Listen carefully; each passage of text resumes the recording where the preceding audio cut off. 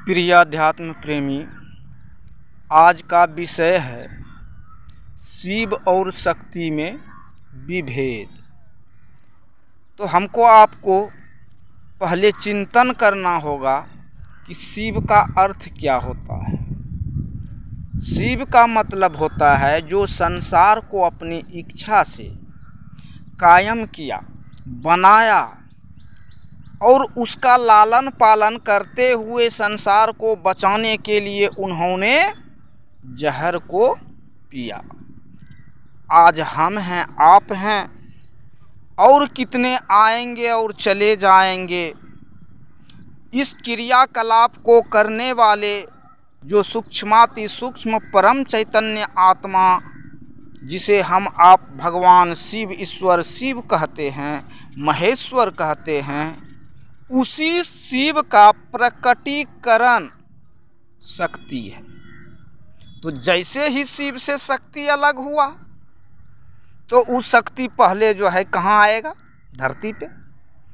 और धरती की वही अधिष्ठात्री देवी कहलाई जिसको कमांडिंग करती है, क्योंकि शिव की यही इच्छा थी।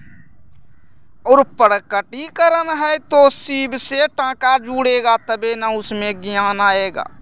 इसीलिए शिव ने कुछ सोच समझ कर ऐसा संसार का रचना किया कि जैसे ही शिव से हम सटेंगे तबे धरती के नियम कानून तौर तरीके को हम आप समझ पाएंगे, क्योंकि वो जगत गुरु है, आदि गुरु है, अनादि गुरु है और गुरुओं के भी गुरु है।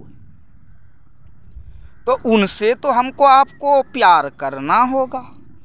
बगैर प्यार के, बगैर उनसे हम आप किसी और लोगों से विचार कीजिए कितना सीख पाएंगे। अगर चले गए तो, अगर हमारा आपका ज़िंदगी बर्बाद हो गया तो जो गुरु जैसा होगा शिष्य को वैसा बनाएगा। अगर गुरु बकवासी होगा तो हमको आपको भी वही बनाएगा। क्योंकि साहब ने कहा था, ये बाबू मेरे पास चावल है और तुम आटा मांगोगे, हम कहाँ से देंगे? हमसे चावल ही मांगो।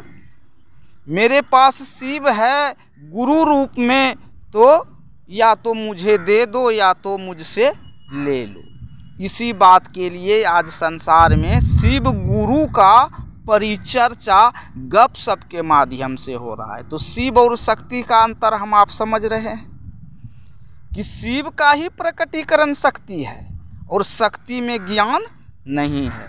देख रहे हैं बिजली में बच्चा छुएगा उसको भी पटक के मारेगा, आदमी छुएगा उसको भी पटक के मारेगा और बूढ़ा आदमी छुएगा उसको भी पटक के मारेगा। काहे? उसमें ज्ञान नहीं है।